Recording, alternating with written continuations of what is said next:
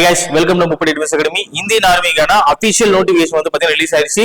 சென்னை ஆரோ மற்றும் திருச்சி ஆரோ ரிலீஸ் ஆயிருச்சு. சரிங்களா? கோயம்புத்தூர் ஆரோ மட்டும் பெண்டிங் இருக்கு. அது இன்னும் கொஞ்ச நேரத்துல வந்துரும் அப்படி சொல்லிட்டு எக்ஸ்பெக்ட் பண்ணலாம். இப்ப நமக்கு என்ன அப்படின்னா அப்ளிகேஷன் எப்போ ஓபன் ஆக போகுது, அப்புறம் எக்ஸாம் எப்ப நடக்க போகுது, அதுக்கப்புறம் வந்து பாத்தீங்கன்னா என்னென்ன கேட்டகரிக்கெல்லாம் வந்து பாத்தீங்கன்னா எக்ஸாம்ஸ் வந்து நம்ம எழுதலாம், அப்ளை பண்ணலாம். அது மட்டும் இல்லாம பெரிய டவுட் உங்களுக்கு என்ன இருக்கும் அப்படின்னா ஏஜ். இந்த ஏஜ்ல எவ்வளவு கிளாரிபிகேஷன் உங்களுக்கு கொடுத்தாலும் திரும்ப திரும்ப டவுட்ஸ் வந்துகிட்டே இருக்கு. அது மட்டும் இல்லாம ஹைட், வெயிட், அதுக்கப்புறம் வந்து பாத்தீங்கன்னா எந்த எக்ஸாம்ல வெயிட்டேஜ் எவ்வளவு இருக்கும், எந்த எக்ஸாம் நம்ம அப்ளை பண்ணலாம், இந்த மாதிரிலாம் நிறைய டவுட்ஸ் இருக்கும். இதுல நம்ம என்ன பார்க்க போறோம் அப்படின்னா நோட்டிபிகேஷன் ஃபுல் எக்ஸ்பிளனேஷன் வீடியோ தான் நம்ம பார்க்க போறோம். அதுவும் இல்லாம இன்னும் என்ன டவுட்ஸ் இருக்கலாம் அப்படின்னு சொல்லிட்டு நம்ம இதுல வந்து பாத்தீங்கன்னா ஃபுல்லா நம்ம வந்து டீடைலா பார்க்கலாம். சரிங்களா? இப்ப இங்க வந்து பாருங்க, இது வந்து பாத்தீங்கன்னா மேல் கேண்டிடேட்ஸ்க்கான இது கொடுத்திருக்காங்க. சரிங்களா? இப்ப எக்ஸாம் வந்து பாத்தீங்கன்னா உங்களுக்கு அப்ளிகேஷன் விண்டோ எப்போ ஓபன் ஆக போகுது அப்படின்னா 13 February இருந்து 1 April வரைக்கும் பாத்தீங்கன்னா உங்களுக்கு அப்ளிகேஷன் விண்டோ ஓபன்ல இருக்க போகுது. ஏப்ரல் 1ஆம் தேதி வரைக்கும் வந்து பாத்தீங்கன்னா உங்களுக்கு அப்ளிகேஷன் விண்டோ ஓபன்ல இருக்கும். சரிங்களா? அதுக்கப்புறம் எப்ப எக்ஸாம் நடக்க போகுது அப்படி வந்து பாத்தீங்கன்னா 1 ஜூன்ல இருந்து ஜூன் 15க்குள்ள இந்த டேட்டுக்குள்ள வந்து பாத்தீங்கன்னா டென்டேட்டிவா ஏதாவது ஒரு 10 நாளுக்குள்ள வந்து பாத்தீங்கன்னா உங்களுக்கு எக்ஸாம் இருக்கும் அப்படின்னு சொல்லியிருக்காங்க. இது திருச்சி ஆரோ அப்படிங்கிறதுனால என்னென்ன டிஸ்ட்ரிக்ட்ஸ்ல இருக்கிறவங்க எல்லாம் நீங்க அப்ளை பண்ணலாம் அப்படி சொல்லி கொடுத்துருக்காங்க. இதே மாதிரி ரெஸ்பெக்டிவா சென்னை ஆரோலையும் உங்களுக்கு வரப்போகுது. சரியா? ஃபர்ஸ்ட் வந்து பாத்தீங்கன்னா நம்ம என்ன பாத்துடலாம் அப்படின்னா ஏஜ். இதுதான் வந்து பாத்தீங்கன்னா எல்லாத்துக்கும் பெரிய ஒரு தலைவலியா இருக்கும். அதை ஃபர்ஸ்ட் நம்ம பாத்துடலாம். ஓகேவா? இங்க என்ன கொடுத்துருக்காங்க அப்படின்னா எனக்கு வந்து இப்ப இதுல ஏஜ் லிமிட் வந்து பாத்தீங்கன்னா 17.5 to 22 years அப்படி சொல்லிட்டு கொடுத்துருக்காங்க. நான் சொல்றது வந்து பாத்தீங்கன்னா soldier, GD, technical, store keeper, clerk, tradesman, 8th by 10th இவங்க எல்லாத்துக்குமே வந்து பாத்தீங்கன்னா இதுதான் ஏஜ் லிமிட். சரியா? 17 வயது முதல் 22 வயது வரை எல்லாரும் அப்ளை பண்ணலாம் அப்படின்னு சொல்லிட்டாங்க. இதுல நிறைய பேர் டவுட் இருக்கும். இப்ப நான் வந்து 21 வயசு இருக்கேன், இந்த மாதிரி அப்ளை பண்ண முடியுமா? இப்ப நான் வந்து 17 வயசு தான் எனக்கு இருக்கு, அப்ளை பண்ண முடியுமா? இந்த பார்டர்ல இருக்கேன், இந்த ஏஜ்ல இருக்கேன், அப்ளை பண்ண முடியுமா? நிறைய பேர் டவுட் கேட்டுட்டு இருக்கீங்க. எத்தனை தடவை கிளாரிபிகேஷன் கொடுத்தாலும் கேட்டுட்டு தான் இருக்கீங்க. இங்க என்ன சொல்லிட்டான் சிம்பிளா, இங்க பாருங்க, ஜூலை 1, 2005 இருந்து ஜூலை 1, 2009 இந்த 2 டேட்டுமே கணக்கு தான். சரியா? இந்த டேட்டுக்குள்ள பிறந்திருந்தீங்க அப்படின்னா நீங்க எலிஜிபிள், நீங்க அப்ளை பண்ணலாம். சரியா? நான் சொல்ல நல்லா புரிஞ்சுக்கோங்க. 1 ஜூலை 2005 இருந்து 1 ஜூலை 2009 ஓகேவா? இந்த டேட்டுக்குள்ள நீங்க பிறந்திருந்தீங்க அப்படின்னா நீங்க கண்டிப்பா அப்ளை பண்ணலாம். ஃபார் எக்ஸாம்பிளுக்கு என்ன சொல்லணும் அப்படின்னா நிறைய பேருக்கு என்ன டவுட் இருக்கும் அப்படின்னா ஃபார் எக்ஸாம்பிளுக்கு ஜூலை 1, 2005 பிறந்திருந்தா நீங்க கணக்கு போட்டு பாத்தீங்கன்னா உங்களுக்கு 17 வயசு கூட வராது. ஓகேவா? இதனால இவங்க தப்பா கொடுத்துருப்பாங்களா? நான் எப்படி அப்ளை பண்ண முடியும்? 17.5 வயசு தானே, 17 வயசு இருந்தா தான் அப்ளை பண்ணிக்கணும்னு சொல்றீங்க. ஆனா இந்த டேட் படி நான் கணக்கு போட்டு பார்த்தேன்னா எனக்கு வந்து பாத்தீங்கன்னா சாரி இந்த டேட் இல்ல, இந்த டேட் இந்த ஜூலை 1, 2009 படி கணக்கு போட்டு பார்த்தோம்னா எனக்கு வந்து 17 வயசு கூட வராது. இந்த டேட் படி பார்த்தோம்னா எனக்கு 21 வயசு கூட ஆகிருக்காது. ஆனா 21 வயசுக்குள்ளே வந்து பாத்தீங்கன்னா டேட் முடிஞ்சிருதா அப்படின்னு நிறைய பேருக்கு டவுட் இருக்கும். இது படி பார்த்தோம்னா 17 வயசு கூட ஆயிருக்காது. இது படி பார்த்தோம்னா எனக்கு இப்பதான் 21 வயசு ஆக போகுது அப்படின்னு இருக்கும். நான் என்ன சொல்றேன் அப்படின்னா 17 வயசுனா உங்களுக்கு அப்பவே எடுக்க மாட்டாங்க. 17 வயசு ஸ்டார்ட் ஆகும் போதே உங்களுக்கு எடுத்துருவாங்க. அதே மாதிரி 22 வயசுனா உங்களுக்கு 21 வயசு ஆயிடுச்சா உங்களுக்கு ஏஜ் பார் ஆயிடும். ஏன் அப்படின்னா அவங்க எப்படி எடுப்பாங்க அப்படின்னா உள்ள போகும்போது உங்களுக்கு 22 வயசு ஆகிற மாதிரி தான் எடுப்பாங்க. அதாவது உங்களுக்கு நோட்டிபிகேஷன் விடும்போது உங்களுக்கு 21 வயசுக்குள்ள இருக்கிற மாதிரி தான் அவங்க எலிஜிபிலிட்டியை கொடுப்பாங்க. ஓகேவா? அதே மாதிரிதான் இங்க நீங்க 17 வயசுல எலிஜிபிள் அப்படின்னா அப்பவே எலிஜிபிள் இருக்காது. நீங்க உள்ள போகும்போது உங்களுக்கு 17 வயசு இருந்தா போதும். சரியா? அப்ப நீங்க 17 வயசு ஆகலாம் கூட நீங்க அப்ளை பண்ணலாம். நீங்க இதுல செக் பண்ணி கூட பாருங்க. சரியா? ஏஜ் கால்குலேட்டர்லயோ இதுலயோ கூட போட்டு பாருங்க. இங்க செக் எலிஜிபிலிட்டி நம்ம வந்து இந்தியன் வெப்சைட்லயே செக் எலிஜிபிலிட்டி அப்படிங்கிற ஒரு இடம் இருக்கு. அந்த இடத்துல போயிட்டு நீங்க இந்த டேட்டா பார்த்து கொடுத்தீங்க அப்படின்னா நீங்க எந்தெந்த எக்ஸாம்க்குலாம் எலிஜிபிள் அப்படின்னு சொல்லிட்டு அதுலயே காட்டிடும். சரியா? இதுதான் வந்து பாத்தீங்கன்னா இந்த ஏஜ் கால்குலேஷனுக்கான ஒரு எக்ஸ்பிளனேஷன். சரியா? நல்லா பாத்துக்கோங்க. திரும்பவும் நான் சொல்றேன், புரிஞ்சுக்கோங்க. சரியா? அதுக்கடுத்து ஹைட். சரியா? இங்க பாருங்க, நம்ம சதர்ன் பிரைஸ் வந்து பாத்தீங்கன்னா சொல்லிருக்காங்க. இதுல ஜிடி, ட்ரேட்ஸ்மேன், 8th 10th இது மூணுத்துக்குமே ஒரே ஹைட் தான் 166. அதே மாதிரி டெக்னிக்கல் ஓகேவா? அக்னிவீர் டெக்னிக்கல் வேற, ஸ்டோர் கீப்பர், கிளர்க் வேற. சரியா? இதுல ஸ்டோர் கீப்பருக்கும் கிளர்க்குக்கும் 162 சென்டிமீட்டர், டெக்னிக்கலுக்கு வந்து பாத்தீங்கன்னா 165 சென்டிமீட்டர். ஓகேவா? ஜிடி அப்புறம் வந்து பாத்தீங்கன்னா ட்ரேட்ஸ்மேன் 8th 10th வந்து பாத்தீங்கன்னா 166. இது எல்லாமே வந்து பாத்தீங்கன்னா மேல் கேண்டிடேட்டுக்கு. ஓகேவா? இதுல வந்து பாத்தீங்கன்னா இதுல ஒரு 3, இது 4, இது 2, 6 இந்த 6 கேட்டகரிக்கு இதான் ஹைட். ஓகேவா? 166, டெக்னிக்கலுக்கு 165, ஸ்டோர் கீப்பர், கிளர்க்கு வந்து பாத்தீங்கன்னா 162 சென்டிமீட்டர். செஸ்ட் வந்து பாத்தீங்கன்னா 77 + 5 சென்டிமீட்டர் எக்ஸ்பான்ஷன் இருக்கணும். சரியா? இதெல்லாம் நல்லா செக் பண்ணிக்கோங்க. ஹைட் வந்து பாத்தீங்கன்னா மில்லிமீட்டர் கூட ரொம்ப முக்கியம். ஃபார் எக்ஸாம்பிளுக்கு 166.2 167.3 இப்படிங்கிறது மில்லிமீட்டர் அளவுக்கு ரொம்ப எக்ஸாக்டா வந்து பாத்தீங்கன்னா நீங்க அப்ளிகேஷன் கொடுக்கும் போது அதுல போடணும். சரியா? அதே மாதிரி நான் என்ன சொல்றேன் அப்படின்னா, இப்போ 166 இருக்கீங்க அப்படின்னா 166 எடுப்பாங்களா அப்படின்னா நமக்கு தெரியாது. ஏன் அப்படின்னா ஆர்மியில எதுவுமே வந்து பாத்தீங்கன்னா ரூல்ஸ் அண்ட் ரெகுலேஷன்ஸ் படி நம்ம கிளைம் பண்ண முடியுமானா முடியாது. இப்ப 166 இருக்குன்னா அவங்க 167 கூட எடுக்கலாம். ஓகேவா? நம்ம இன்ஸ்டியூட்லயே அப்படிதான் எடுப்போம். நம்ம 167 இருந்தா மட்டும்தான் நம்ம வந்து அட்மிஷனே போடுவோம். அந்த மாதிரி தான் நம்ம பண்ணுவோம். ஏன்னா 1 சென்டிமீட்டர் 2 சென்டிமீட்டர் எக்ஸ்ட்ரா தான் வந்து பாத்தீங்கன்னா நம்ம எப்பயுமே சேஃபர் சைட்ல நிக்கிறது நம்ம பெஸ்ட் அப்படின்னு சொல்லிட்டு நம்ம எப்பயுமே அப்படிதான் எடுப்போம். +1 அப்படிதான் நம்ம எடுப்போம். சரிங்களா? ஏன் அப்படின்னா சில டைம்ல ஃபில்டர் பண்றதுக்கு அவங்களுக்கு வழி இருக்காது. அதுல ஹைட்ல எல்லாம் ஃபில்டர் பண்ணி ஆகணும் அப்படின்னா ஹைட்ல ஃபில்டர் பண்ணிடுவாங்க. அதே மாதிரி வந்து பாத்தீங்கன்னா இப்ப ஃபார் எக்ஸாம்பிளுக்கு மித்த எக்ஸாம்ஸ்ல வந்து பாத்தீங்கன்னா உங்களுக்கு வேகன்சி ரிலீஸ் பண்ணுவாங்க. இந்த ஆர்மியில வேகன்சி ரிலீஸ் பண்ண மாட்டாங்க. இப்ப நீங்க வந்து பிசிக்கல் ரேலி போறீங்க இல்லையா, அங்க அவங்களுக்கு வந்து இன்டிமேஷன் கொடுப்பாங்க, நீங்க இவ்வளவு பேர் தான் எடுக்கணும் அப்படிங்கறத அவங்களுக்கு இன்டிமேஷன் கொடுப்பாங்க. நமக்கு வேகன்சி தெரியவே தெரியாது. ஓகேவா? அப்ப அந்த இடத்துல அவங்க ஃபில்டர் பண்ண நினைக்கும் போது இந்த ஹைட்ல கூட ஃபில்டர் பண்ணிடுவாங்க. அப்ப நமக்கு தெரியாது. சரியா? ஓகே, இப்ப நம்ம என்ன பார்த்தாச்சு? ஏஜும் ஹைட்டும் பார்த்தாச்சு. ஓகேவா? அதுக்கு அடுத்து இங்க பாருங்க, இது வந்து பாத்தீங்கன்னா பிஎம்ஐ படி ஹைட்டுக்கு ஏத்த வெயிட் இருக்கணும். சார் இப்ப நான் வந்து ஹைட் இருக்கேன், அந்த ஹைட்டுக்கு ஏத்த வெயிட் இல்ல அப்படின்னா அண்டர் வெயிட். இப்ப நான் வந்து ஒல்லியா இருக்கேன், அந்த ஹைட்டுக்கு ஏத்த வெயிட் வந்து எக்ஸ்ட்ராவா இருக்கேன் அப்படின்னா வந்து அப்பர் வெயிட். இப்ப நீங்க ஹைட் அதிகமாவும் வெயிட் அதிகமாவும் இருக்க கூடாது, கம்மியாவும் இருக்க கூடாது, கரெக்டா இருக்கணும். அந்த பிஎம்ஐ சொல்லுவாங்க. அதே மாதிரிதான் ஃபார் எக்ஸாம்பிளுக்கு இப்ப நான் வந்து பாத்தீங்கன்னா ஒரு 170 சென்டிமீட்டர் இருக்கேன் அப்படின்னு வச்சுக்கோமே. நான் வந்து ஒரு 170 சென்டிமீட்டர் இருக்கேன். அப்ப நான் மினிமம் எவ்வளவு ஹைட் இருக்கணும்? இந்த பக்கம் இருக்கிறது வந்து பாத்தீங்கன்னா இது வந்து பாத்தீங்கன்னா மினிமம் ஹைட். இந்த ஹைட்ல இருக்கிறவங்க மினிமம் இந்த வெயிட்டாவது இருக்கணும் அப்படிங்கிறதா இது. ஓகேவா? ஃபார் எக்ஸாம்பிளுக்கு நான் இப்போ ஒரு 167 சென்டிமீட்டர் இருக்கேன் அப்படின்னா என் மினிமம் வெயிட் வந்து பாத்தீங்கன்னா 50 கிலோ 200 கிராமாவது இருக்கணும். ஓகேவா? 50.2 kg இருக்கணும். அதே மாதிரி வந்து பாத்தீங்கன்னா ஏஜ் படி பாத்தீங்கன்னா இங்க டிஃபர் ஆகும். ஃபார் எக்ஸாம்பிளுக்கு இப்ப நான் வந்து 167 இருக்கேன். இப்போ வந்து பாத்தீங்கன்னா மினிமம் வெயிட் வந்து பாத்தீங்கன்னா 50 கிலோ 200 கிராமாவது இருக்கணும். இப்ப அதே மாதிரி இப்ப நான் வந்து இங்க 17 வயசுல இருந்து 20 வயதுக்குள்ள இருக்கேன் அப்படின்னா என் வெயிட் வந்து பாத்தீங்கன்னா 60.6 kg இருக்கணும். நான் சொல்றது புரியுதா? நான் 167 ஹைட் இருந்தேன் அப்படின்னா நான் மினிமம் 50 கிலோவாவது இருக்கணும், 50.200 கிராமாவது இருக்கணும். இப்ப நான் 17 to 20 வயசு இருந்தேன் அப்படின்னா நான் 60 கிலோ 600 கிராம் இருக்கணும். இல்ல நான் 20 வயசுக்கு மேல இருக்கேன் அப்படின்னா நான் வந்து பாத்தீங்கன்னா 63.4 இருக்கணும். ஓகேவா? இதெல்லாம் நல்லா பாத்துக்கோங்க. ஹைட்டுக்கு ஏத்த வெயிட் அப்படிங்கிறது ரொம்ப ரொம்ப முக்கியம். ஓகேவா? அண்டர் வெயிட் அப்பர் வெயிட் அப்படிங்கிறது எல்லாமே வந்து பாத்தீங்கன்னா பிசிக்கல்ல பாப்பாங்க. நல்லா புரிஞ்சுக்கோங்க. சரியா? அதுக்கு அடுத்து இங்க எஜுகேஷன் குவாலிஃபிகேஷன் இருக்கா, இங்க வந்துருவோம்.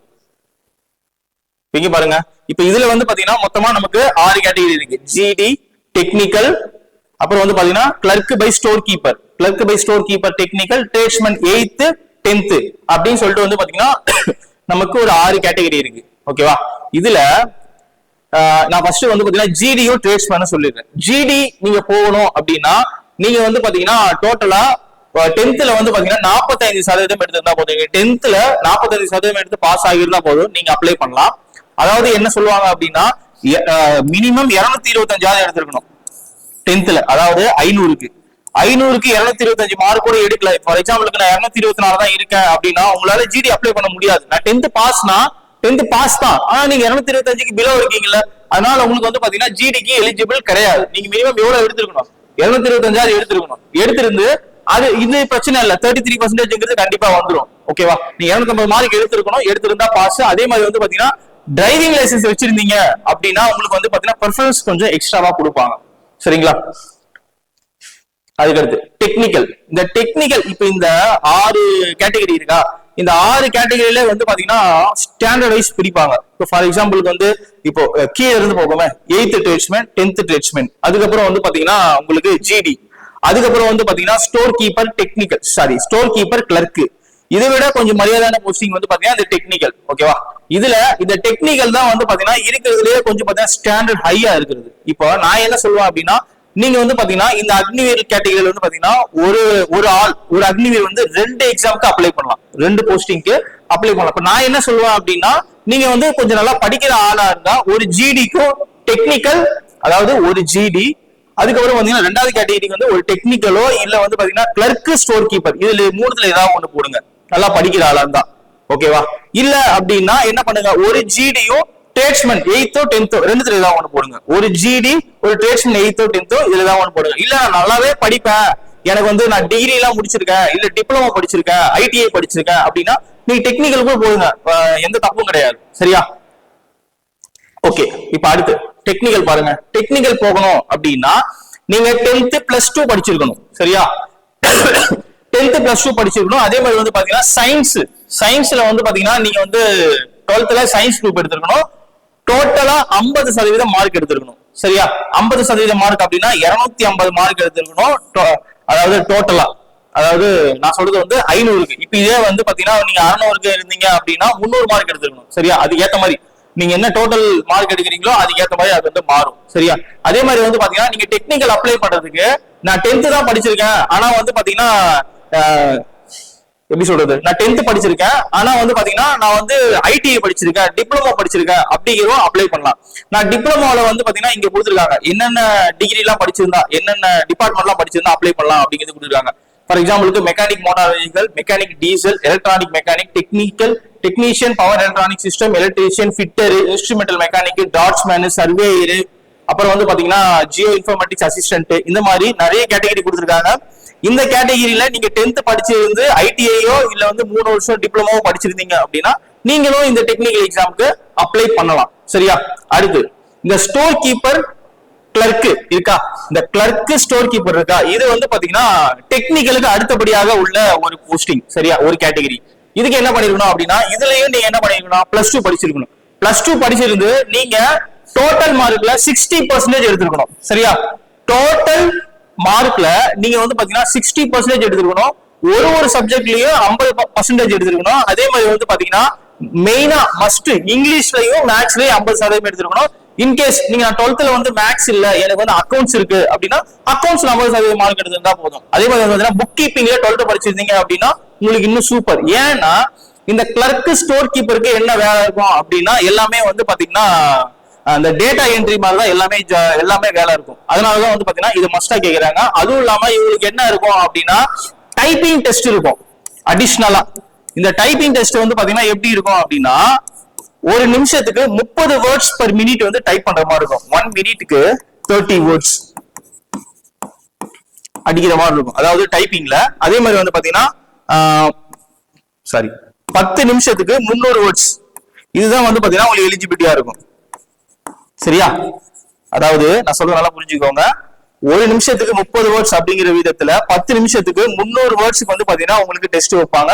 இது நீங்க குவாலிஃபை ஆகணும். இது வந்து பாத்தீங்கன்னா ஒரு குவாலிஃபைங் டெஸ்டா வந்து பாத்தீங்கன்னா இந்த கிளர்க் பை ஸ்டோர் கீப்பர் டெக்னிக்கல்ல உங்களுக்கு வைப்பாங்க. ஓகேவா? அடுத்து வந்து பாருங்க, அடுத்து வந்து அக்னிவேட் ட்ரேட்ஸ்மேன். இதுல வந்து பாத்தீங்கன்னா இப்ப நீங்க ஜிடில வந்து நீங்க 225 மார்க் எடுத்திருக்கணும் அப்படிங்கிற ஒரு கட்டாயம் இருந்தது. ஆனா இந்த ட்ரேட்ஸ்மேனுக்கு அது கிடையவே கிடையாது. நீங்க 10th பாஸ் ஆயிருந்தா போதும்.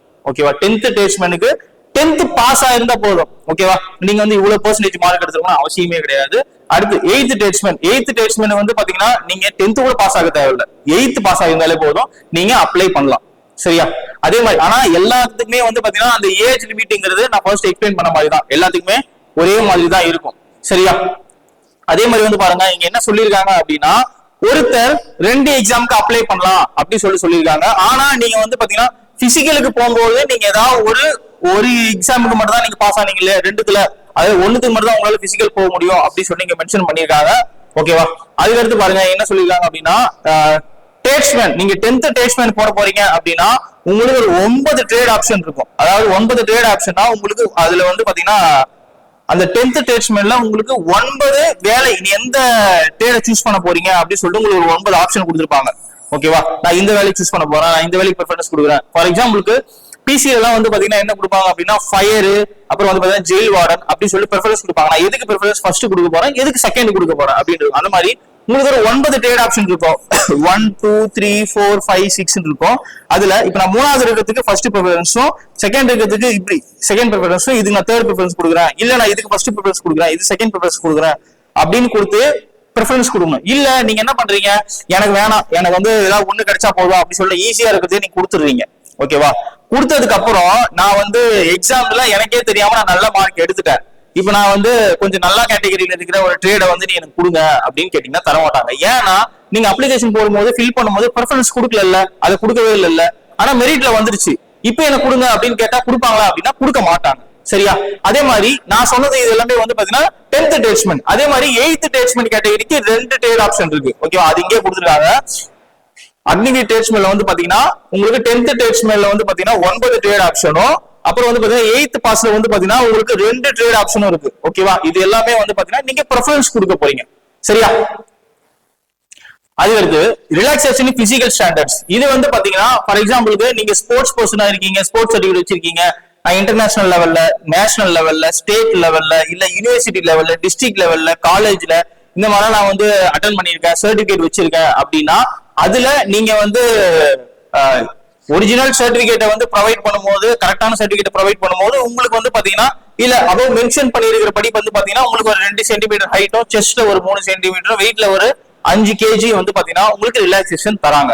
அது எல்லாமே வந்து பாத்தீங்கன்னா இங்க கொடுத்துருக்காங்க.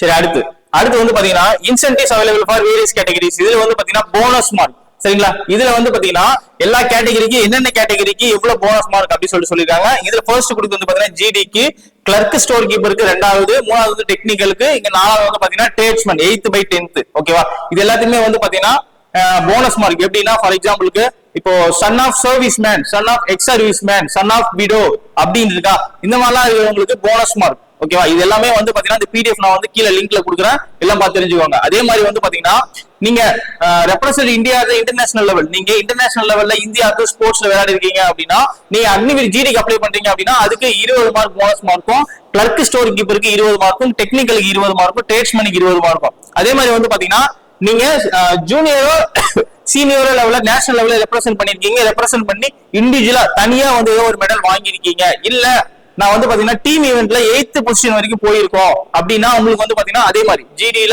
ஜிடிஆர் இருந்தா 15 மார்க், டெக்னிக்கலா இருந்தா 15 மார்க், கிளர்க் ஸ்டோர் கீப்பரா இருந்தா 15 மார்க், டெக்னிக்கலா இருந்தா 15 மார்க், ட்ரேட்ஸ்மேன் இருந்தா 15 மார்க்.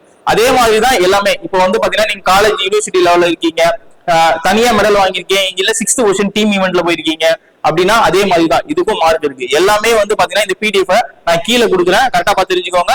இதுதான் மஸ்ட். என்ன அப்படின்னா என்சிசி சர்டிபிகேட். நிறைய பேர் வந்து பாத்தீங்கன்னா ஆர்மி அப்ளை பண்றவங்க என்சிசி சர்டிபிகேட் வச்சிருப்பீங்க. ஏ சர்டிபிகேட் வச்சிருந்தா ஜிடிக்கு 5 மார்க். ஓகேவா? கிளர்க் ஸ்டோர் கீப்பருக்கு 5 மார்க், டெக்னிக்கலுக்கு 5 மார்க், ட்ரேட்ஸ்மேனுக்கு 5 மார்க். அதே மாதிரி தான் பி சர்டிபிகேட், சி சர்டிபிகேட் இதெல்லாம் வச்சிருந்தீங்க அப்படின்னா உங்களுக்கு மார்க்ஸ் உண்டு. இதுல சி சர்டிபிகேட் தான் வந்து பாத்தீங்கன்னா உங்களுக்கு பெரிய சர்டிபிகேட். ஜிடிக்கு அப்ளை பண்றீங்க அப்படின்னா உங்களுக்கு 20 மார்க் உண்டு. ஓகேவா? அதே மாதிரி வந்து கிளர்க் ஸ்டோர் கீப்பருக்கு 15 மார்க், டெக்னிக்கலுக்கு 15 மார்க், ட்ரேட்ஸ்மேனுக்கு 15 மார்க் அப்படி சொல்லிட்டு உங்களுக்கு கொடுத்துருக்காங்க. சரிங்களா? எல்லாத்தையும் வந்து கரெக்டா பாத்துக்கோங்க. எந்த சர்டிபிகேட் வச்சிருந்தா எவ்வளவு மார்க் அப்படிங்கறத கரெக்டா பாத்துக்கோங்க. சரியா? அதே மாதிரி இதுதான் வந்து பாத்தீங்கன்னா 2வது மெயின். என்ன அப்படின்னா இப்ப நீங்க வந்து டெக்னிக்கலுக்கு அப்ளை பண்றீங்க அப்படின்னா இப்ப நீங்க 10th முடிச்சுட்டு ஐடிஐ படிச்சிருக்கீங்க, 2 வருஷம் ஐடிஐ படிக்கிறீங்க அப்படின்னா வந்து பாத்தீங்கன்னா உங்களுக்கு கிளர்க்கு 20 மார்க் உண்டு. நான் சொல்லிட்டேன். ஓகேவா? டெக்னிக்கலுக்கு 20 மார்க். ஏன்னா ஐடிஐ 10th பிளஸ் ஐடிஐயோ டிப்ளமோ படிச்சவங்க தான் டெக்னிக்கல் அப்ளை பண்ண முடியும்னு சொல்லிட்டேன். நீங்க 10th முடிச்சிருந்து 2 வருஷம் ஐடிஐ படிச்சிருந்தீங்க அப்படின்னா உங்களுக்கு டெக்னிக்கல்ல 20 மார்க் போனஸ் மார்க். அதே மாதிரி 10 பிளஸ் 2 வருஷமோ இல்ல 3 வருஷமோ டிப்ளமோ படிச்சிருக்கேன் அப்படின்னா உங்களுக்கு 30 மார்க். சரியா? அதே மாதிரி இங்க பாருங்க, இதுதான் வந்து highlight. 12th plus diploma holder. நான் வந்து 10th முடிச்சிட்டு 2 வருஷம் டிப்ளமோவோ இல்ல 3 வருஷம் டிப்ளமோ படிச்சிருந்தா 30 மார்க். நீங்க 10th 12th முடிச்சிட்டு நான் அதுக்கப்புறம் வந்து பாத்தீங்கன்னா டிப்ளமோ ஹோல்டரா இருக்கேன் அப்படின்னா உங்களுக்கு 50 மார்க் உண்டு. நல்லா புரிஞ்சுக்கோங்க. நான் 10th முடிச்சிருக்கேன், 12th முடிச்சிருக்கேன், 3 வருஷம் டிப்ளமோ முடிச்சிருக்கேன், இல்ல 2 வருஷம் டிப்ளமோ முடிச்சிருக்கேன் அப்படின்னா உங்களுக்கு போனஸ் மார்க் 50 மார்க். இது எல்லாமே வந்து பாத்தீங்கன்னா உங்களுக்கு எக்ஸாம்ஸ்ல டேலி ஆகாது. எல்லாமே ஃபைனல் மெரிட் லிஸ்ட் தான் வந்து பாத்தீங்கன்னா உங்களுக்கு எல்லாமே இது டேலி ஆகும். சரியா? அதுதான் இங்க சொல்லிருக்காங்க பாருங்க. Bonus marks will be only used for formulate merit final merit அப்படி சொல்லிருக்காங்க. ஓகேவா? இதுல அதிகபட்ச மார்க் எதுக்கு இருக்கும் அப்படின்னா 25 mark NCC C certificate. Republic day பரேட்ல நீங்க பார்ட்டிசிபேட் பண்ணிருந்தீங்க அப்படின்னா உங்களுக்கு போனஸ் மார்க் உண்டு அப்படி சொல்லிருக்காங்க. சரியா? அதே மாதிரி வந்து பாத்தீங்கன்னா நம்ம என்ன சொல்றது, ஒரு அப்ளிகேஷன் நீங்க போட போறீங்க அப்படின்னா உங்களுக்கு அப்ளிகேஷன் போடும்போது ஹையஸ்ட் எஜுகேஷன் குவாலிஃபிகேஷன் தான் நீங்க கொடுக்கணும். ஃபார் எக்ஸாம்பிளுக்கு நான் ஜிடி அப்ளை பண்ண போறேன், நான் 10th படிச்சிருந்தா நான் 10th தானே படிச்சிருக்கணும், நான் 10th படிச்சிருக்கேன் அப்படிங்கிறது அப்படி கிடையாது. அதாவது நான் வந்து பாத்தீங்கன்னா ஐடிஐ வரையும் படிச்சிருக்கேன், ஆனா ஜெனரல் டியூட்டிக்கு ஜிடிக்கு எனக்கு 10th படிச்சிருந்தா போதும் நீங்க கேட்டிருக்காங்க, நான் 10th மட்டும் கொடுக்குறேன் அப்படின்னு கொடுக்க கூடாது. நீங்க அப்ளிகேஷன் போடும்போது உங்களோட ஹையஸ்ட் குவாலிஃபிகேஷன் வந்து பாத்தீங்கன்னா நீங்க அதை ஃபில் பண்ணி தான் அப்லோட் பண்ணணும். சரியா? அதுதான் இங்க சொல்லியிருக்காங்க. காமன் என்ட்ரன்ஸ் எக்ஸாமினேஷன் போனதுல இருந்து உங்களுக்கு ஸ்போர்ட்ஸ் சர்டிபிகேட் 2 வருஷத்துக்கு வேலிடிட்டி அப்படின்னு சொல்லி இங்க மென்ஷன் பண்ணிருக்காங்க. சரியா, நல்லா பாத்துக்கோங்க. அடுத்து நீங்க போனதுக்கு அப்புறம் வந்து பாத்தீங்கன்னா நீங்க உள்ள போனதுக்கு அப்புறம் இந்த 4 வருஷத்துல உங்களுக்கு லீவ் எப்படி இருக்கும் அப்படின்னா 30 ஒரு வருஷத்துக்கு 30 நாள் ஆனுவல் லீவ் கொடுப்பாங்க. அதே மாதிரி வந்து பாத்தீங்கன்னா sick leave based on medical advice. இப்போ உங்களுக்கு உடம்பு சரியில்லை அப்படின்னா மெடிக்கல் டீம் எப்படி அந்த உங்க பாடிக்கு ஏற்ற மாதிரி அட்வைஸ் கொடுக்குறாங்களோ அதுக்கு ஏற்ற மாதிரி உங்களுக்கு லீவ் உண்டு. ஆனா நார்மலா வந்து பாத்தீங்கன்னா ஆனுவல் லீவ் அப்படிங்கிறது வந்து பாத்தீங்கன்னா உங்களுக்கு 30 நாள் ஒரு வருஷத்துக்கு. அதே மாதிரி வந்து பாத்தீங்கன்னா மெடிக்கல் அண்ட் சிஎஸ்டி ஃபெசிலிட்டி. சிஎஸ்டினா கேண்டீன் வசதி. ஓகேவா, ஆர்மி பசங்க கேண்டீன் வசதி செஞ்சு கொடுப்பாங்கல்ல, அதுவும் மெடிக்கல் வசதியும் கொடுப்பாங்க. அதே மாதிரி வந்து பாத்தீங்கன்னா அலவன்ஸ் அலைட் பெனிஃபிட்ஸ் அப்படின்னு சொல்லிட்டு என்ன சொல்லிருக்காங்க அப்படின்னா உங்களுக்கு பிக்ஸ்டு இன்கிரிமெண்ட் இருக்கும் வருஷத்துக்கு. அதை நான் வந்து எக்ஸ்பிளைன் பண்றேன். அதே மாதிரி வந்து பாத்தீங்கன்னா ரிஸ்க் அண்ட் ஹார்ட்ஷிப் அலவன்ஸ் இருக்கு. இப்போ ஃபார் எக்ஸாம்பிளுக்கு வந்து பாத்தீங்கன்னா ஹை ஆல்டிடியூட் ஏரியாஸ்ல நீங்க வேலைக்கு போறீங்க, உங்களை அனுப்புறாங்க அப்படின்னா அதுக்கு ஏற்ற மாதிரி வந்து பாத்தீங்கன்னா ஒரு அலவன்ஸ் வந்து கொஞ்சம் எக்ஸ்ட்ரா தருவாங்க. அதே மாதிரி வந்து பாத்தீங்கன்னா உங்களுக்கு சேலரி எப்படி இருக்க போகுது இந்த 4 வருஷத்துல அப்படின்னா ஃபர்ஸ்ட் வருஷத்துக்கு உங்களுக்கு வந்து பாத்தீங்கன்னா டோட்டலா 30,000 அப்படிங்கிறது வந்து பாத்தீங்கன்னா உங்களுக்கு கஸ்டமைஸ்டு பேக்கேஜ். அதாவது மந்த்லி ஃபர்ஸ்ட் இயர்ல ஒரு வருஷம் ஃபுல்லா மாசம் வந்து உங்களுக்கு டோட்டல் சம்பள பேக்கேஜ் எவ்வளவு அப்படின்னா 30,000. ஆனா கைக்கு 30,000 வருமா அப்படின்னா கைக்கு 30,000 வராது, 21,000 கைக்கு வரும். சரியா, அப்ப இந்த 9,000 எங்க போறது அப்படின்னா 9,000 என்ன பண்ணுவாங்க, பிடிமானம் பிடிச்சு வச்சுப்பாங்க. அதே மாதிரி வந்து பாத்தீங்கன்னா contribution to corpus fund by government of India அப்படின்னு அவங்க ஒரு 9,000 வந்து பாத்தீங்கன்னா உங்க அக்கௌண்ட்ல போடுவாங்க. நான் சொல்றதா புரிஞ்சுக்கோங்க. 30,000 சேலரி, 21,000 கைக்கு வரும், 9,000 பிடிமானம் பிடிப்பாங்க, கவர்மெண்ட் வரும் 9,000 போடுவாங்க. ஓகேவா, அதே மாதிரி செகண்ட் இயர்ல வந்து பாத்தீங்கன்னா ஃபர்ஸ்ட் மாசம் வந்து 33,000 சேலரி இருக்கும். ஆனா அது 23,100 கைக்கு வரும், 9,900 பிடிமானம் பிடிச்சுப்பாங்க. கவர்மெண்ட் ஆஃப் இந்தியா வந்து பாத்தீங்கன்னா உங்களுக்கு 9,900 போடுவாங்க. அதே மாதிரிதான் தேர்ட் இயர் 36,500 உங்களுக்கு கைக்கு வந்து 25,550 வரும், 10,950 வந்து பிடிமானம் பிடித்துப்பாங்க. கவர்மெண்ட் ஆஃப் இந்தியால இருந்து வந்து 10,950 உங்களுக்கு வந்து பாத்தீங்கன்னா உங்க அக்கௌண்ட்ல போடுவாங்க. அதே மாதிரி 4வது வருஷம். சரிங்களா, இப்ப இந்த 4 வருஷம் முடிஞ்சதுக்கு அப்புறம் இப்ப இந்த பிடிமானம் பிடிச்சாங்கல்ல மாதம் அது ஒரு 5,02,000 ஆகவும், கவர்மெண்ட் ஆஃப் இந்தியா போட்டது வந்து பாத்தீங்கன்னா ஒரு 5,02,000 ஆகவும், மொத்தமா சேர்த்து 10,04,000. அது மட்டும் இல்லாம இந்த சேவா நிதி பேக்கேஜ்ல இருந்து என்ன பண்ணுவாங்க அப்படின்னா இதுக்கு ஒரு இன்ட்ரெஸ்ட் போடுவாங்க. இந்த 4 வருஷத்துக்கு இன்ட்ரெஸ்ட் போட்டு உங்களுக்கு என்ன கொடுப்பாங்க அப்படின்னா 10,04,000 இல்லாம 11,71,000 வந்து பாத்தீங்கன்னா உங்களுக்கு சேவா நிதி பேக்கேஜ்ல இருந்து ஒரு செட்டில்மெண்டா கொடுத்து வெளியே அனுப்பிடுவாங்க. அதே மாதிரி வந்து பாத்தீங்கன்னா நீங்க அக்னிவீர் கேட்டகரி 4 வருஷம் முடிச்சுட்டு வெளியே வந்தீங்க அப்படின்னா நான் எக்ஸர்வீஸ் மேனுக்கு சொல்லி இதுக்கு தகுதி உடையவனா அப்படின்னா கிடையாது. இங்கே மென்ஷன் பண்ணிருக்காங்க you are not suppose eligible to say ex-service man. ஓகேவா, அப்படின்னு இவங்களே சொல்லியிருக்காங்க. அதே மாதிரி வந்து பாத்தீங்கன்னா உங்களுக்கு பென்ஷன் கேட்கறதுக்கு உங்களுக்கு அலோட் கிடையாது. ஓகேவா, உங்களுக்கு பென்ஷன் கிடையாது. ஓகேவா, அது என்ன சொல்லிட்டாங்க அப்படின்னா உங்களுக்கு செட்டில்மெண்ட் மாதிரி இந்த 4 வருஷம் முடிஞ்சதுக்கு அப்புறம் ஒரு 11,71,000 கையில கொடுத்து அனுப்பிடுவாங்க. சரிங்களா, அதே மாதிரி நீங்க சொல்லியிருக்காங்க பாருங்க there shall be no entitlement to any gratuity. அதே மாதிரி வந்து பாத்தீங்கன்னா any kind of pensionary benefits in case of Agniveer. ஓகேவா, உங்களுக்கு பென்ஷன் கிடையாது அப்படின்னு சொல்லிட்டாங்க. Insurance death and disability compensation அப்படின்னு சொல்லிட்டு இப்போ ஃபார் எக்ஸாம்பிளுக்கு உங்களுக்கு வந்து உங்களுக்கு ஏதாவது ஆயிடுச்சோ இல்ல அடிபட்டுச்சோ இல்ல நீங்க வந்து சர்வீஸ்ல நீங்க இறந்துட்டாலோ அப்படின்னா உங்களுக்கு 48 lakhs இன்சூரன்ஸ் அப்படின்னு சொல்லிட்டு இதுல இந்த அக்னிவீர் கேட்டகரியில மென்ஷன் பண்ணிருக்காங்க. சரிங்களா, இந்த 4 வருஷம் முடிஞ்சதுக்கு அப்புறம் வந்து பாத்தீங்கன்னா உங்களுக்கு அக்னிவீர் ஸ்கில் சர்டிபிகேட் அப்படின்னு சொல்லிட்டு இந்த 4 வருஷத்துக்கான ஸ்கில் சர்டிபிகேட் வந்து பாத்தீங்கன்னா உங்களுக்கு கொடுத்துருவாங்க. ஓகேவா, அதே மாதிரி நீங்க சொல்லிருக்காங்க பாருங்க எக்ஸ் சர்வீஸ் மேன் ஸ்டேட்டஸ் வந்து நீங்க யூஸ் பண்ண கூடாது அப்படின்னு சொல்லிருக்காங்க. சரிங்களா, அதே மாதிரி வந்து பாத்தீங்கன்னா ஒரு அப்ளிகேஷனுக்கு வந்து பாத்தீங்கன்னா உங்களுக்கு எவ்வளவு கொடுப்பாங்க அப்படின்னா ஒரு அப்ளிகேஷன் அப்ளை பண்றதுக்கு 250 நான் சொல்லிட்டேன். ஒரு அக்னிவீர் மாணவர் வந்து பாத்தீங்கன்னா 2 அப்ளிகேஷன் ஃபில் பண்ணலாம். ஓகேவா, அப்ப ஒரு அப்ளிகேஷன் 250 அப்படின்னா 2 அப்ளிகேஷனுக்கு 500. இது இல்லாம தனியா உங்களுக்கு நர்சிங் அசிஸ்டன்ட் தனியா அப்ளிகேஷன் தனியா ஒரு நோட்டிபிகேஷன் வந்திருக்கு, அதுக்கு நீங்க தனியா அப்ளை பண்ணிக்கலாம். அதுக்கு ஒரு 250 தனியா சொல்றேன் நான்.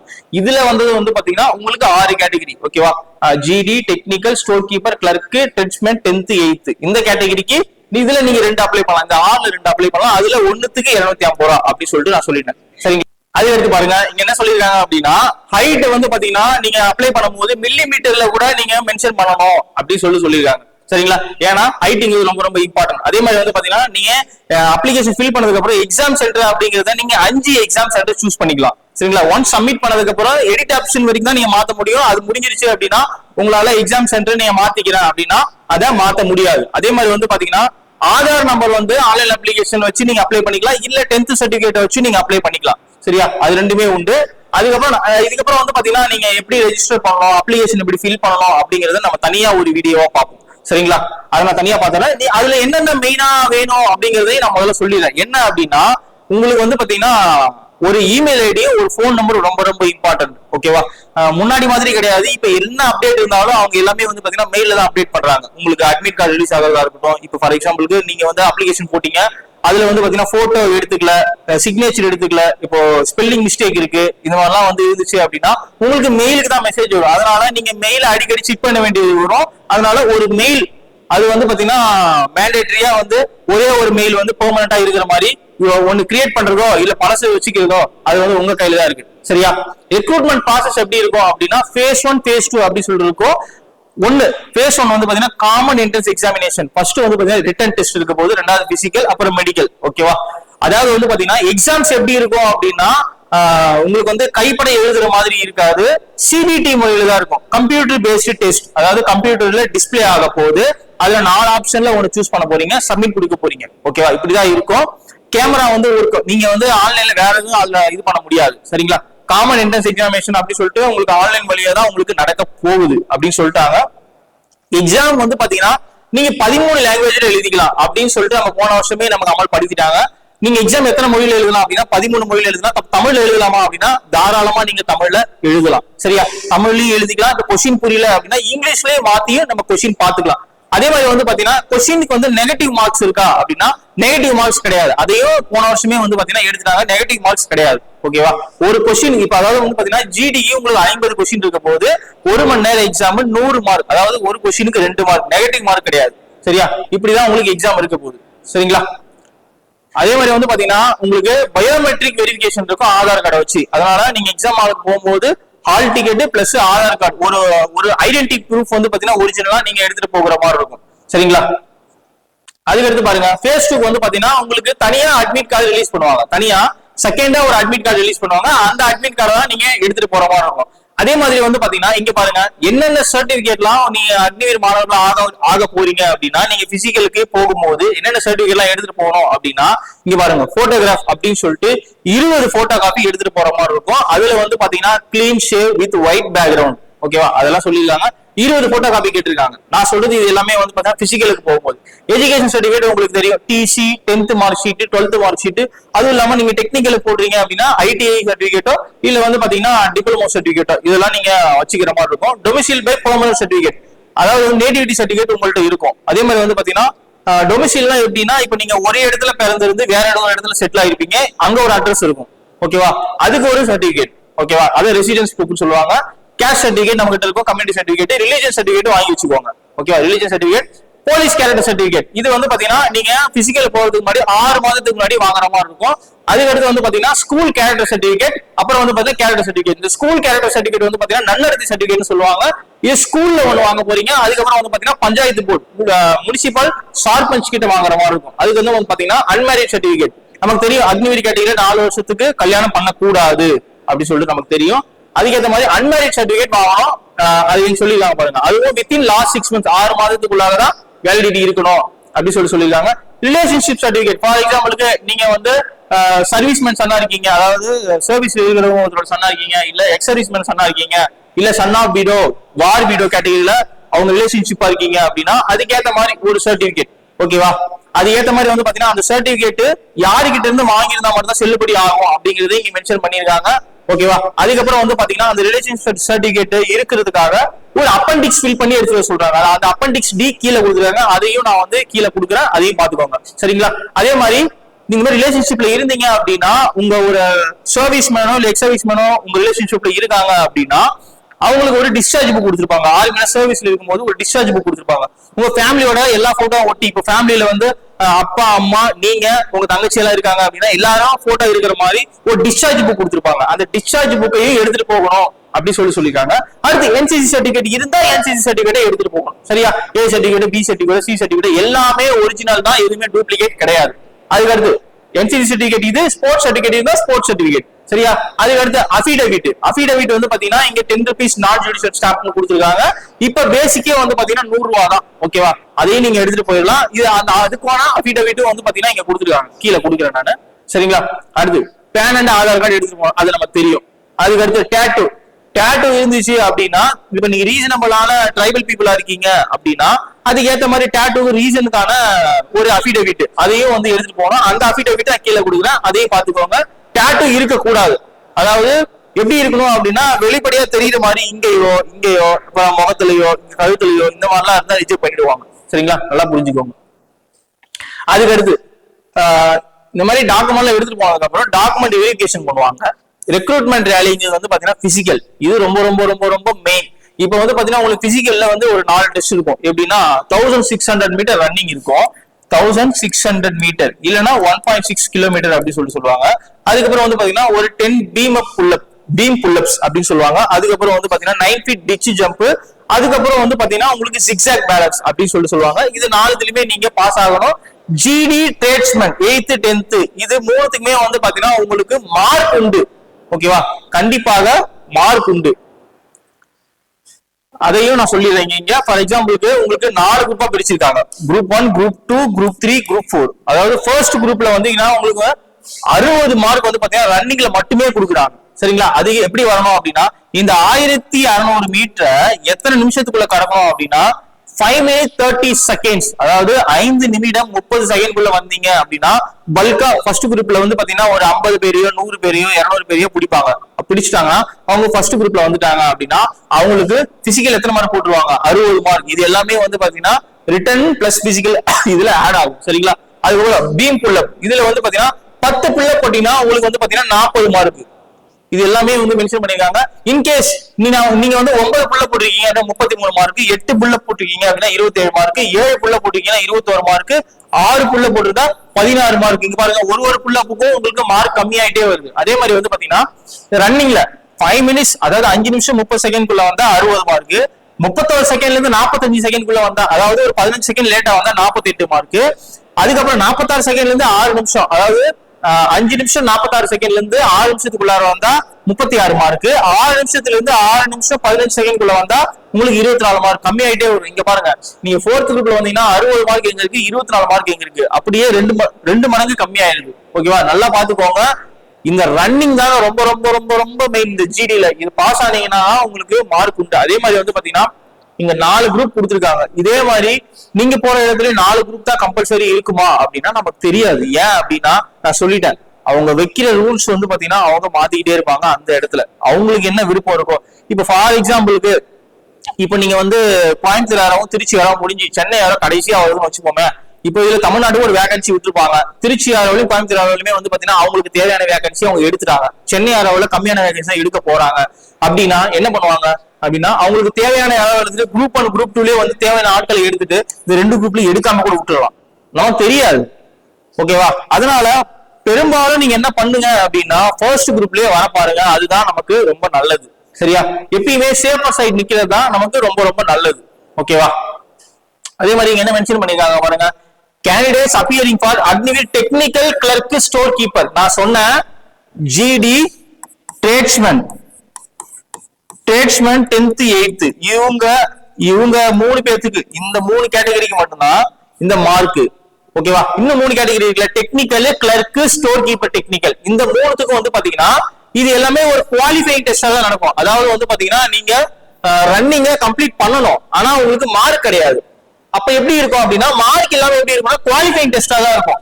ஓகேவா, இப்ப நீங்க இதுல ஃபெயில் ஆயிட்டீங்க அப்படின்னா இதுலயும் கண்டிப்பா எடுத்துக்க மாட்டாங்க, ஆனா ஒரு குவாலிஃபைங் டெஸ்டா தான் இருக்கும், தவிர அதுக்கு மார்க் இவ்வளவு கொடுக்க மாட்டாங்க. நீங்க ரிட்டர்ன் எடுக்கிற மார்க் தான் மெயின் மார்க். ஓகேவா, அதுக்கு அடுத்து பிசிக்கல் முடிஞ்சதுக்கு அப்புறம் உங்களுக்கு என்ன இருக்கும் அப்படின்னா மெடிக்கல் இருக்கும். ஓகேவா, மெடிக்கல்ல வந்து பாத்தீங்கன்னா உங்களுக்கு அந்த சொன்னல பிளாட் ஃபுட், அப்புறம் வந்து பாத்தீங்கன்னா ஐசைட் இதெல்லாம் செக் பண்ணுவாங்க. 6/6 இருக்கணும் ஐசைட். இருக்கிறதுலே வந்து பாத்தீங்கன்னா ஆர்மில ரொம்ப இம்பார்ட்டன்ட் ஆனது ஐசைட் தான். 6/6 இருக்கணும். அதுல 0.1 கம்மியா இருந்தா கூட உங்களுக்கு எடுத்துக்க மாட்டாங்க. சரிங்களா, அது நல்லா பாத்துக்கோங்க. அதுக்கப்புறம் வந்து பாத்தீங்கன்னா இன்கேஸ் இப்போ ஃபார் எக்ஸாம்பிளுக்கு போன வாட்டி வந்து பாத்தீங்கன்னா ஒரு பையன் இங்க நெஞ்சில வந்து நெஞ்சுக்கு கீழே ஒரு குழி இருக்கு அப்படின்னு சொல்லிட்டு அவர் ரிஜெக்ட் பண்ணிட்டாங்க, அன்ஃபிட் பண்ணிட்டாங்க. அதே மாதிரி இந்த மாதிரிலாம் இருக்காம பாத்துக்கோங்க. இன்கேஸ் வந்து பாத்தீங்கன்னா உங்களுக்கு மெடிக்கல்ல வந்து ரீமெடிக்கல் போடுறாங்க அப்படின்னா உங்க ஆரோல இருந்து சென்னை தான் ரீமெடிக்கல் கண்டிப்பா இருக்கும். இப்போ ஃபார் எக்ஸாம்பிளுக்கு இப்ப இங்க விஐடில சென்னை ஆரோல வந்து பாத்தீங்கன்னா விஐடில இந்த டைம் போட்டாங்க மெடிக்கல், ரீமெடிக்கல் வந்து பாத்தீங்கன்னா சென்னை தான் போய் ஆகணும். அது கொஞ்சம் டிலே ஆகும். சரிங்களா, ரீமெடிக்கல்ல உங்களுக்கு அன்ஃபிட் போட்டுட்டாங்க அப்படின்னா there is no point, உங்களால வந்து பாத்தீங்கன்னா திரும்ப உங்களால கிளைம் பண்ணவே முடியாது. ஓகேவா, ஒரு டைம் ஒன்ஸ் வந்து மெடிக்கல் அன்ஃபிட் போட்டாங்க அப்படின்னா அன்ஃபிட் தான் அதே மாதிரி வந்து பாத்தீங்கன்னா மெடிக்கல்ல பாஸ் ஆகுறது கேரண்டி கிடையாது. அதுக்காக என்ன சொல்லிருக்காங்க அப்படின்னா, உங்க ஓன் அட்வைஸ்ல நீங்க என்ன பண்ணுங்க, மெடிக்கல் போறதுக்கு முன்னாடி ஒரு தடவை ஒரு ஹாஸ்பிட்டலு, கவர்மெண்ட் ஹாஸ்பிட்டல் நீங்க போயிட்டு ஒரு ஃபுல் பாடி செக்அப், எந்த ப்ராப்ளமும் இல்ல அப்படின்னு சொல்லிட்டு செக் பண்ணிட்டு போயிட்டீங்க அப்படின்னா உங்களுக்கு சாதகமா இருக்கும் அப்படிங்கறதையும் சொல்லிருக்காங்க. சரிங்களா? நம்ம எல்லாத்தையுமே சொல்லியாச்சு. அப்ளிகேஷன் எப்படி ஃபில் பண்ணணும் அப்படிங்கறத, எப்படி ரெஜிஸ்ட்ரேஷன் பண்ணணும், அதுக்கு என்ன டாக்குமெண்ட் தேவை அப்படிங்கறத நான் தனியா ஒரு வீடியோ கொடுக்குறேன் அடுத்த வீடியோல. சரிங்களா? இப்ப இது வரைக்கும் உங்களுக்கு புரிஞ்சிருச்சுன்னா வீடியோவை லைக் பண்ணுங்க, சப்ஸ்கிரைப் பண்ணுங்க, ஷேர் பண்ணுங்க. வேற ஏதாவது டவுட் இருந்துச்சு அப்படின்னா கமெண்ட் செக்ஷன்ல தெரிவிங்க. சரிங்களா? தேங்க்யூ.